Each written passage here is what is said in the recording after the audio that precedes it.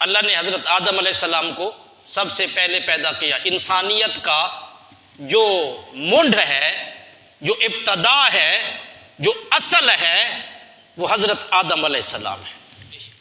सबके दादा जान है। अल्लाह ने आदम को किससे बनाया? मट्टी से बनाया। उसमें क्या फूंकी? रूह फूंकी।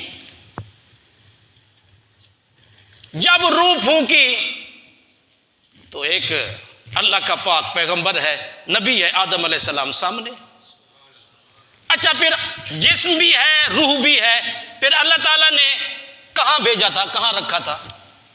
कोई है याद किसी को? अल्लाह ने फरमाया कुलना या आदम उस्कुन अंत व ज़ौजुकल जन्नह। कुरान कहता है अल्लाह ने फरमाया, हमने कहा ऐ आदम तुम और तुम्हारी बीवी दोनों जन्नत में रहो। दोनों। पता चला आदम अलैहिस्सलाम को पैदा करने के बाद रूह मअल जसद जन्नत में रहे।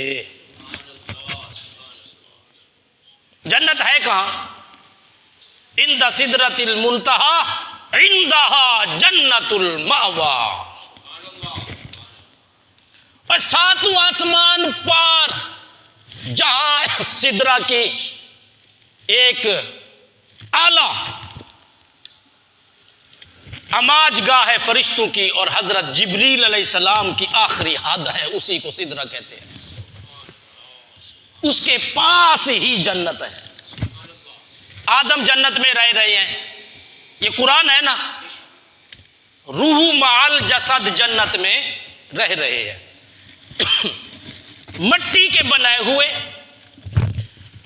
रूह डाली गई, मेवे खा रहे हैं, मियां बीवी वहां पे रह रहे हैं। एक वक्त आया, रब ने फरमाया आदम हमने तो पहले ही बताया था फरिश्तों मैं अपना खलीफा बनाने वाला हूं जमीन पर। आदम अब उतरो, जमीन पर तशरीफ ले जाओ। मैं आपसे पूछता हूं, जब आदम अलैहिस्सलाम जन्नत से जमीन पर आए, वो रूह थी या फकत जिस्म था, या रूह मअल जसद था?